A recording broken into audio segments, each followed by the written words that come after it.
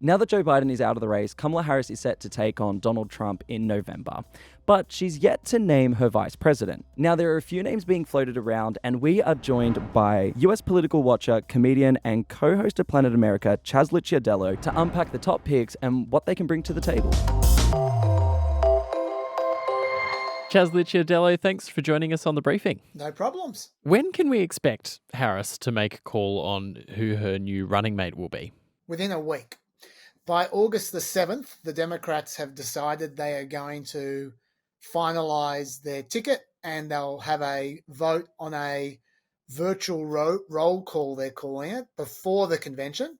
That's August 7. So that's exactly 7 days away. Or actually, it's 8 days away. So Wednesday next week. Is there a lot of strategy in it? And how important is the VP pick for a presidential candidate? Well, if you ask people, say 5 years ago, 8 years ago, how important the VP pick was, they'd say, not in the slightest. It doesn't make any difference whatsoever. And then Biden became president because he was Obama's VP. So it seems like it can be important sometimes.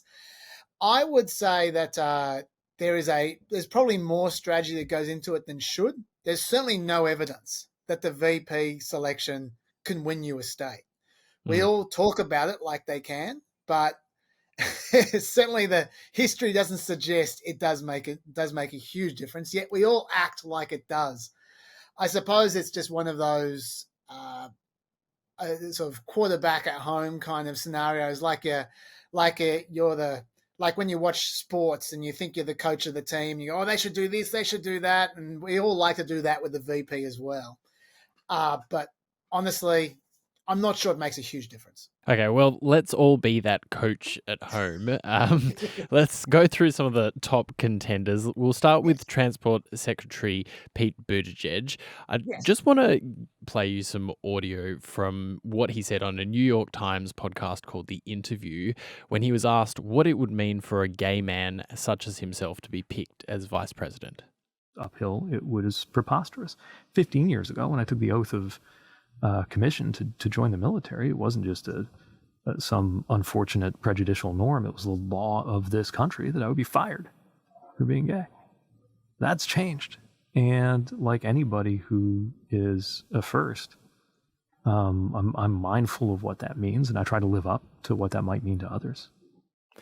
He's a very powerful speaker, and he's certainly had a very good few days, but some people say he is a risk. How do you think that Harris would be weighing him up as a candidate? His strengths are undoubtedly his ability to conduct interviews in hostile territory. He is the ambassador to Fox News, essentially. And I've never seen him flustered on Fox News. He goes there and he represents, usually it's Joe Biden, as effectively as anyone possibly could. And I think he kicks a lot of goals. So that is definitely a strength, that Kamala Harris could send him out and know that he is the ultimate spin meister for whatever the situation is. And that's useful. That's useful in an election campaign. And if she becomes president, that'll be useful for her presidency. The other side is that he hasn't really shown necessarily much of an aptitude on the stump as far as a campaigner goes. He has pretty much zero experience as having some kind of role which would prepare himself for the presidency. Like, he was the mayor of a small town, a very small town, and then he audaciously ran for president off the back of that. Since then, he's been transportation secretary, which isn't really preparation for a president. These aren't the best qualifications. When we're talking governors and you're talking about senators, he's way back on the pecking order as far as having experience. If something happened to Kamala Harris and he was to become president, I think people would be concerned about what he was bringing to the table. So they're the two sides. But we do also have to talk about identity in this race, because Kamala Harris would be the first woman, the first black woman, also the first South Asian person to be US president, and this would be an openly gay man as her vice presidential pick. Do you think that America is ready for a ticket like that? I mean, look, it's a good question about whether whether you can have too much representation. Whether you got it's actually something that Democrats are discussing amongst themselves. Do we just need the most boring white man we can find? Because we've already got a very, very diverse head of the ticket. So we don't want to scare people by having double diversity. Honestly, I reckon that it's not such an issue for Pete Buttigieg, because I think that he, even though he would be the first gay person, I think he's the least threatening possible individual you could possibly have who's diverse. He yes, it would be a first, but I don't think he makes much of his sexuality. I think he plays as white bread and as vanilla as you possibly can. So I don't think that would be a problem. I think his problem is his experience, essentially. Okay, let's talk about Arizona Senator Mark Kelly. He's got a pretty extraordinary life story that he would bring to the race. He certainly does. He's got military background. He's an astronaut. That's pretty cool. He's also the husband of Gabby Giffords, who was an up-and-comer herself a few years back until she got shot in the head, and he has single-handedly looked after her for the last 13 years and has helped her, I wouldn't say recover, but live from then on in, and looked after her. And it's so he's got an amazing life story. Not just that, he also has he brings a lot to the ticket, because he is a senator in Arizona, which is a state that until very recently Democrats had zero chance of winning in. So that's impressive that he could win there. He has a demonstrable ability to cross the aisle in the Senate and to make bipartisan reform as the president of the Senate, which is what the vice president is. That would actually be really useful for him. For if Kamala Harris was to win the presidency, she would be facing a Republican Senate, guaranteed Republican Senate. And so she will need bipartisan help. And Mark Kelly's exactly the person who could give it to her. So that's very useful. Also, he happens to be strong where Democrats are weak when it comes to the community. He is very good on guns. He is very good on immigration, two of the issues where Democrats at times scare middle America. And so I think that he would be a huge asset to the ticket in those regards. Now, what's his weaknesses? His biggest weakness is that despite the fact he's this military astronaut guy, he's actually, I don't know how to put this in a diplomatic way, but he's pretty small. He's pretty small, and he's not very imposing, and he doesn't have much gravitas, and he's a bit like a hobbit. And and that's a very superficial thing to say, but it's just, we're talking about American politics here. It's a superficial place. Yeah, absolutely. And the second thing I would say about him, and this is probably more important, there's no guarantee if he leaves the Arizona Senate seat that they're going to be able to replace him with a Democrat. Like someone else will have to run in 2026, and Arizona is a hard place for a Democrat to run.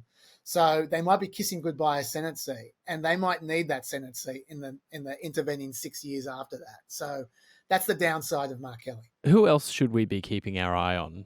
I'd say, look, Josh Shapiro is always at the top of these considerations.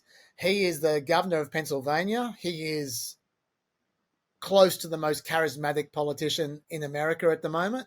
He's certainly someone who everyone is expecting to run and probably win the presidency in the not too distant future. If you haven't ever heard Josh Shapiro speak, you'll be shocked when you do, because he is Barack Obama.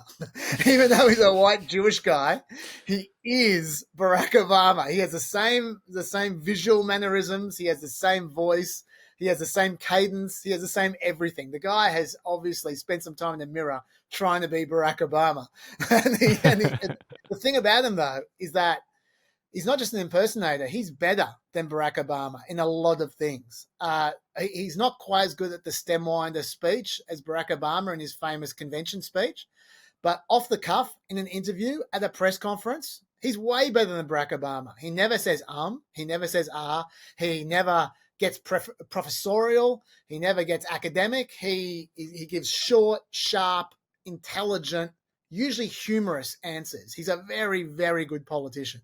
So he would be right up at the top of any considerations. The negative on him, it's a very, very obvious negative, and that is that he is the most pro-Israel Democrat in America right now. And that is not a good place to be as far as the Democrat base goes right at this moment.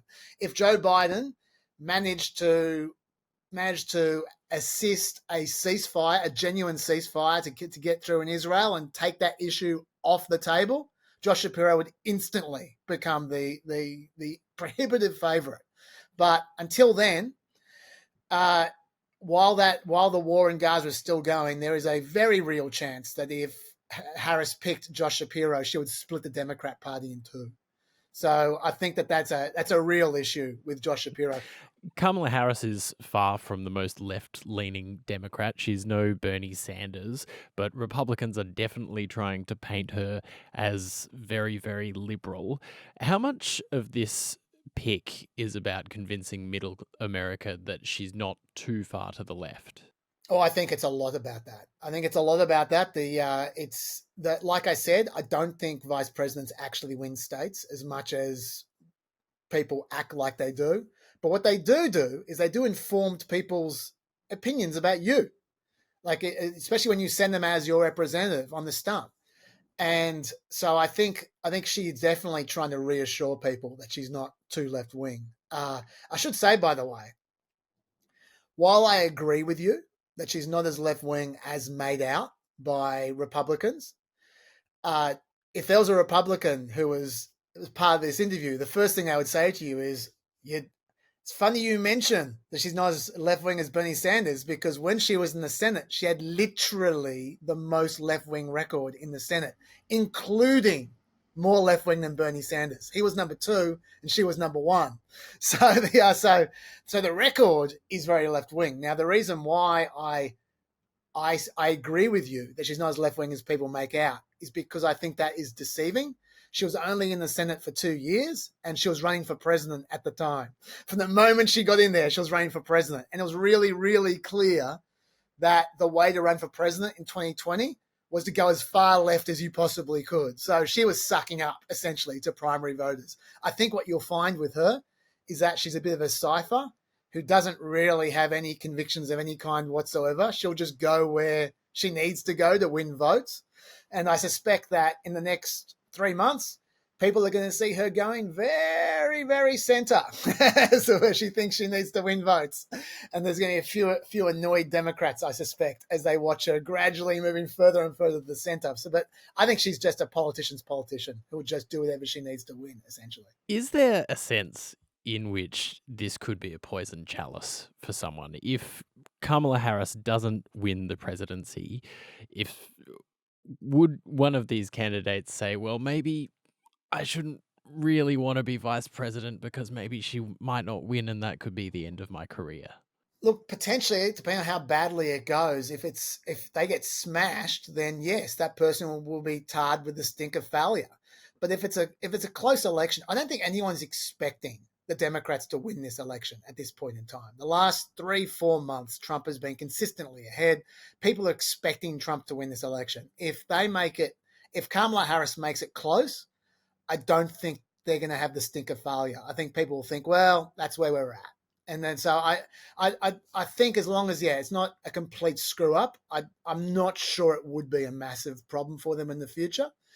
But, there's always a chance it could be. By the way, when you talk about poison chalices, I know you didn't ask me this, but I'll just throw in a bit of bonus information for you here. Go on.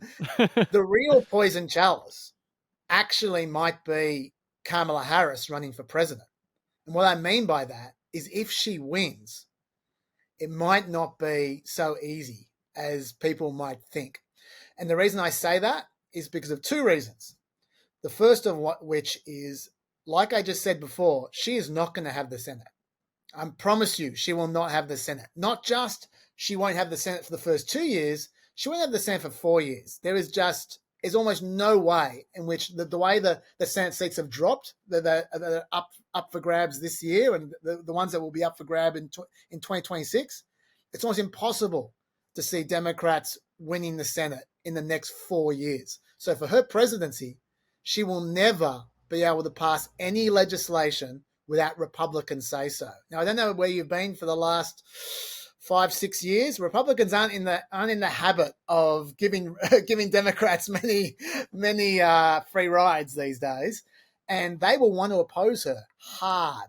The last time there was a black president, you might recall Barack Obama got opposed hard by the Republicans, and I think you can expect the same thing again. Barack Obama could get away with it early on because he had a big majority in the Senate, but when he lost the Senate, he got nothing done. He couldn't even get a Supreme Court justice through. And that will be Kamala Harris from day one.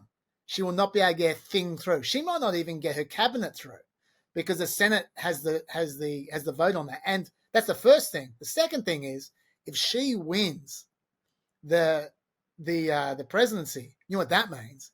That means Trump is going to jail. And if you thought that the Republicans were unwilling to play ball beforehand, you wait till after Trump goes to jail. They will be as obstructive as humanly possible. So she could have a horrible 4 years in the presidency. Talk about poison chalices. Well, it's going to be fascinating and very concerning to watch. Chaz Licciardello, thanks so much for joining us again on The Briefing. No problems, anytime. Well, that is it for this episode. Thanks so much for watching. If you haven't yet, please like and subscribe and keep up to date with everything we do here at The Briefing. But also leave a comment below and let us know what you thought of this chat. I'm Sasha Barbagat. Catch you next time.